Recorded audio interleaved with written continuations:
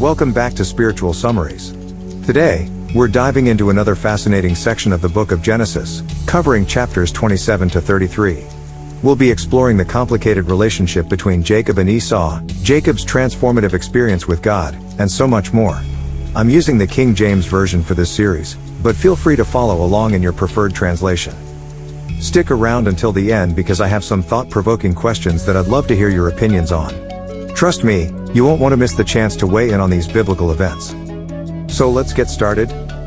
In Genesis chapter 27, the story focuses on the crafty deception that leads to Jacob receiving his father Isaac's blessing, which was originally intended for Esau, the elder son. Isaac is now old and his eyesight has failed him. Knowing that his time is near, he asks Esau to go hunting and prepare his favorite dish so that he may bless him before he dies. Rebekah, who overhears this, hatches a plan with Jacob. She instructs him to bring her 2 young goats, which she will prepare in the same way that Isaac likes. Jacob then disguises himself to resemble Esau, wearing his brother's clothes and attaching goatskin to his arms and neck to mimic Esau's hairy skin. Jacob serves the meal to Isaac. Despite initial suspicion, Isaac is convinced by the disguise and offers Jacob the blessing. Just as Jacob leaves, Esau returns and realizes the deception. Full of sorrow and anger, he asks his father for any blessing that may be left for him. Isaac can only offer him a lesser blessing, one that implies he will live by the sword and serve his younger brother but will eventually break free. The chapter concludes with Esau vowing to kill Jacob as soon as their father dies. Rebekah hears of Esau's intent and tells Jacob to flee to her brother Laban's house in Haran until Esau's anger subsides. In Genesis chapter 28, Isaac and Rebekah decide that Jacob should take a wife from Rebekah's family in Haran, not from the Canaanite women among whom they live. Isaac blesses Jacob once more and sends him off to find a wife from the daughters of Laban, Rebekah's brother. This decision is also influenced by Esau's previous marriages to Canaanite women, which displeased Isaac and Rebekah. Esau, seeing his parents' dissatisfaction with Canaanite wives, takes another wife from Ishmael's lineage in an attempt to gain favor with his parents. The focus then shifts to Jacob's journey to Haran. Along the way, he has a dream at a place he later names Bethel. In the dream, he sees a ladder reaching up to heaven with angels ascending and descending. God appears to him, confirming the blessings and promises he made to Abraham and Isaac, stating that Jacob and his descendants will inherit the land and be a blessing to all the nations of the earth. Jacob wakes up in awe, realizing that he is in a holy place. He sets up the stone he had used as a pillow as a pillar, pours oil on it, and vows that if God protects him and brings him safely back home, he will serve God and give him 1/10 of all he receives. In Genesis chapter 29, Jacob finally reaches his destination, the land of Haran, in search of a wife from his own family. He comes across a well where local shepherds are gathering. Jacob soon learns that he is close to his uncle Laban's home, and his excitement doubles when he sees Rachel, Laban's daughter, approaching the well with her flock. With love at first sight, Jacob is so moved that he rolls away the stone covering the well to water Rachel's sheep. Then, with tears of joy, he introduces himself as her relative. Jacob is welcomed into Laban's home, and he's so enamored by Rachel that he agrees to work for Laban for 7 long years just to marry her. But here comes the twist. Laban tricks Jacob by substituting Leah, Rachel's older sister, on their wedding night. Upon discovering the deceit, Jacob confronts Laban. Laban excuses himself by stating it's custom to marry the eldest daughter first, but agrees that Jacob can also marry Rachel if he commits to another 7 years of work. Jacob agrees, and the chapter closes with him finally marrying the love of his life, Rachel, although we get a sense that Leah isn't cherished as much. Chapter 30 of Genesis is a tale of family complexities, filled with struggles for love, status, and children. As the chapter opens, we find Rachel unable to conceive, filled with jealousy towards Leah, who has given birth multiple times. In desperation, Rachel gives Jacob her maid Bilhah as a surrogate. Bilhah gives birth to 2 sons, Dan and Naphtali. Not to be outdone, Leah, who had stopped having children, also provides her maid Zilpah to Jacob, resulting in 2 more sons, Gad and Asher.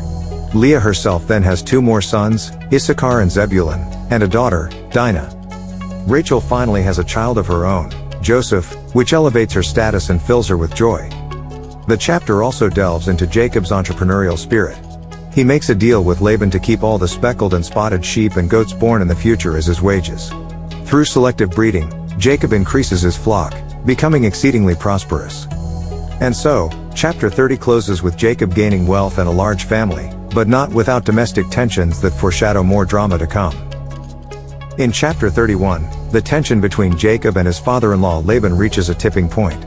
Jacob notices that Laban is not as warm towards him as before, likely due to Jacob's increasing prosperity. God tells Jacob it's time to return to his homeland, so Jacob confides in Rachel and Leah about his plan to leave. The two women are supportive, given that they feel like foreigners in their father's house and share in Jacob's grievances. So Jacob, along with his wives and children, sneaks away while Laban is shearing his sheep. Unbeknownst to Jacob, Rachel steals her father's household gods. 3 days later, Laban finds out that Jacob has fled and gives chase, catching up to him 7 days later in the mountains of Gilead. God warns Laban in a dream not to harm Jacob. When they meet, Laban questions Jacob about why he left secretly and accuses him of stealing his gods. Jacob denies any wrongdoing and invites Laban to search his camp. Laban searches but finds nothing, as Rachel cleverly hides the stolen gods. The chapter ends with a covenant between Laban and Jacob. They set up a pillar and a heap of stones as a witness that neither will cross the boundary to harm the other.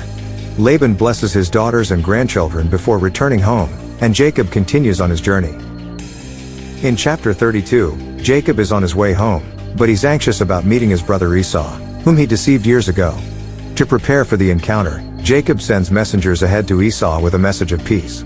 The messengers return with news that Esau is coming to meet Jacob with 400 men, leaving Jacob deeply worried about the intentions of his brother. To ensure the safety of his family, Jacob divides his household into 2 camps, thinking that if one is attacked, the other might escape. He also prays to God, acknowledging his unworthiness and asking for protection from Esau's wrath. Jacob sends ahead gifts for Esau, herds of animals, to hopefully appease him. That night, Jacob is alone when he encounters a mysterious man with whom he wrestles until daybreak. During the struggle, the man touches Jacob's hip, dislocating it, but Jacob persists and asks for a blessing. The man changes Jacob's name to Israel, meaning he who struggles with God, and blesses him. Jacob realizes he has wrestled with God and names the place Peniel, meaning face of God. The chapter closes with Jacob limping away as the sun rises, forever changed by his encounter. In chapter 33, Jacob is finally about to meet Esau, and he's nervous. He arranges his wives and children in order of importance, putting Leah and her children in front and Rachel and Joseph at the back. Jacob himself goes ahead of them all, bowing 7 times as he approaches Esau, in a sign of deep respect and submission. To Jacob's relief, Esau runs to meet him and embraces him. Both brothers weep in a heartfelt reunion. Esau initially declines the gifts Jacob sent ahead but eventually accepts them at Jacob's insistence. Esau offers to accompany Jacob on his journey, but Jacob politely declines, citing the need to move slowly because of the children and livestock. Jacob instead heads to Shechem, where he buys a piece of land and sets up an altar, calling it El Elohe Israel, which means God, the God of Israel. And there you have it, our in-depth look at Genesis chapters 27 to 33 has come to an end. From the intricate dynamics between Jacob and Esau to the mysterious and transformative night where Jacob wrestles with God, these chapters are packed with powerful stories and life lessons. As always, I encourage you to read these chapters in your own Bible. The King James Version is what we're using, but feel free to choose your preferred translation. Now, let's dive into some questions that I'd love to get your thoughts on. Starting with Jacob and Esau, do you feel Jacob was justified in his actions towards his brother? And as we move into Jacob's wrestling match with God, what does that interaction symbolize for you? Lastly, how do you interpret the reunion between Jacob and Esau? Was it genuine or driven by circumstances? Hit the subscribe button and turn on notifications to make sure you're up to date with our next episodes. Thanks for tuning into Spiritual Summaries, and may your own biblical journey be as enlightening as it is thought-provoking.